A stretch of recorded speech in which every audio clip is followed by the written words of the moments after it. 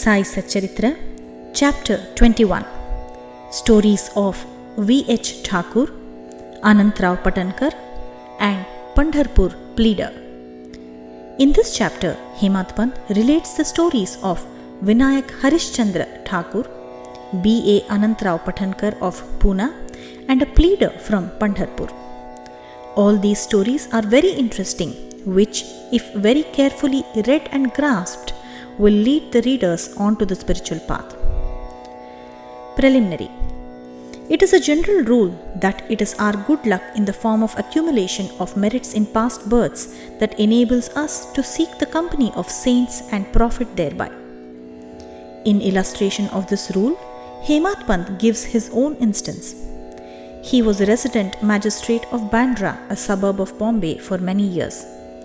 A famous Mohammedan saint named Peer Maulana was living there, and many Hindus, Parsis and many others who followed different religions used to go to him and take his darshan. His mujawar or priest, by name Ainas, pressed Hemant Pant many a time, night and day, for going to see him, but for some reason or other he was not able to see him.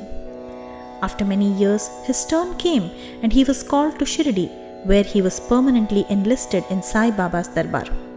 Unfortunate fellows do not get this contact of the saints.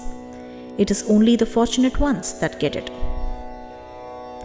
Institution of Saints. There have been institutions of saints in this world from time immemorial.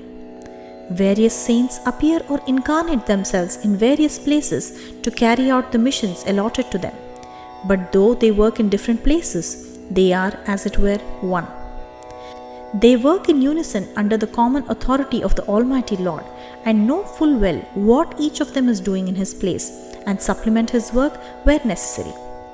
An instance illustrating this is given below. Mr. Thakur. Mr. V.H. Thakur, B.A., was a clerk in the revenue department, and he once came to a town named Vadgaon near Belgaum, SM country, along with a survey party. There he saw a Canarese saint Appa and bowed before him. The saint was explaining a portion from the book Vichar Sagar of Nischal Das, which is a standard work on Vedanta, to the audience.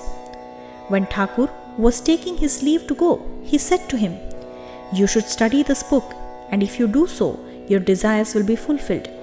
And when you go to the north in the discharge of your duties in future, you will come across a great saint by your good luck, and then he will show you the future path and give rest to your mind and make you happy." Then he was transferred to Junnar, where he had to go by crossing Nane Ghat. This ghat was very steep and impassable, and no other conveyance than a buffalo was of use in crossing it. So he had to take a buffalo ride through the ghat, which inconvenienced and pained him much. Thereafter, he was transferred to Kalyan on higher post, and there he became acquainted with Nana Sahib Chandorkar. He heard much about Sai Baba from him and wished to see him. Next day, Nana Sahib had to go to Shirdi, and he asked Thakur to accompany him. He could not do so as he had to attend the Thana civil court for a civil case. So, Nana Sahib went alone. Thakur went to Thana, but there the case was postponed. Then he repented for not accompanying Nana Sahib. Still he left for Shirdi, and when he went there, he found that Nana Sahib had left the place the previous day. Some of his other friends whom he met there took him to Baba. He saw Baba, fell at his feet and was overjoyed. His eyes were full of tears of joy and his hair stood on end. Then, after a while, the omniscient Baba said to him, "The path of this place is not so easy as the teaching of the Canarese saint Appa, or even as the buffalo ride in the Nane Ghat. In this spiritual path, you have to put in your best exertion, as it is very difficult." When Thakur heard these significant signs and words, which none else than he knew, he was overwhelmed with joy. He came to know that the word of the Canarese saint had turned true. Then, joining both hands and placing his head on Baba's feet, he prayed that he should be accepted and blessed. Then Baba said, "What Appa told you was all right, but these things have to be practiced and lived. Mere reading won't do. You have to think and carry out what you read, otherwise, it is of no use. Mere book learning without the grace of the Guru and self realization is of no avail. The theoretical portion was read from the work Vichar Sagar by Thakur, but the practical way was shown to him at Shirdi. Another story given below will bring out this truth more forcibly. Anantrao Pathankar. One gentleman from Pune by name Anantrao Pathankar wished to see Baba. He came to Shirdi and took Baba's darshan. His eyes were appeased. He was very much pleased. He fell at Baba's feet and after performing proper worship said to Baba, I have read a lot, studied Vedas, Vedants and Upanishads and heard all the Puranas, but still I have got no peace of mind. So I think that all my reading was useless. Simple, ignorant, devout persons are better than myself. Unless the mind becomes calm, all book learning is of no avail. I have heard from many people that you easily give peace of mind to so many people by your mere glance and playful word. So I have come here. Please take pity on me and bless me. Then Baba told him a parable which was as follows. Parable of 9 balls of stool or Navaveda Bhakti. Once a saudagar or a merchant came here. Before him, a mare passed her stool, that is 9 balls of stool. The merchant, intent on his quest, spread the end of his dhotar and gathered all the 9 balls in it, and thus he got concentration or peace of mind. Mr. Pathankar could not make out the meaning of the story, so he asked Ganesh Damodar alias Dada Kelkar, what does Baba mean by this? He replied, I too do not know all that Baba says and means, but at his inspiration I say what I come to know. The mare is God's grace and the 9 balls excreted are the 9 forms or types of bhakti, that is Shravana or hearing, Kirtana or praying, Smarana or remembering, Pada Sevana or resorting to the feet, Archana or worship, Namaskara or bowing, Dasya or service, Sakhyatva or friendship, Atma Nivedana or surrender of the self. These are the 9 types of bhakti. If any of these is faithfully followed, Lord Hari will be pleased and manifest himself in the home of the devotee. All the sadhanas, that is japa or vocal worship, tapa or penance, yoga practice and studying of the scriptures and expounding them are quite useless unless they are accompanied by bhakti, that is devotion.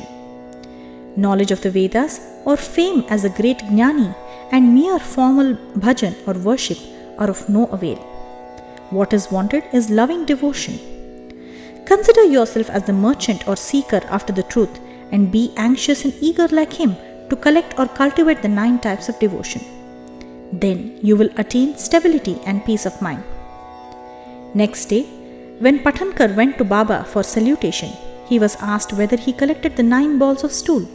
Then he said that he, being a poor fellow, should first be graced by Baba and then he will easily collect them. Then Baba blessed and comforted him, saying that he would attain peace and welfare. After hearing this, Pathankar became overjoyed and happy. The Pandharpur Pleader. We shall close this chapter with short story showing Baba's omniscience and his using it for correcting people and setting them on the right path. Once, a pleader from Pandharpur came to Shirdi, went to the masjid, saw Sai Baba, fell at his feet and without being asked offered some dakshina and sat in a corner eager to hear the talk that was going on. Then Baba turned his face towards him and said, "How cunning the people are! They fall at the feet, offer dakshina, but inwardly give abuses behind the back. Is not this wonderful?" This cap or remark fitted the pleader and he had to wear or take it. None understood the remark.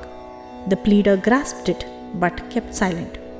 When they returned to the Wada, the pleader said to Kaka Sahib Dikshit, "What Baba remarked was perfectly right. The dart or remark was aimed at me. It was a hint to me that I should not indulge in reviling or scandalizing others, that is, calling by names." When the sub-judge or munsif of Pandharpur, Mr. Nulkar, came and stayed here for the improvement of his health, a discussion about this matter was going on in the bar room at Pandharpur, as it ever happens in many a bar room.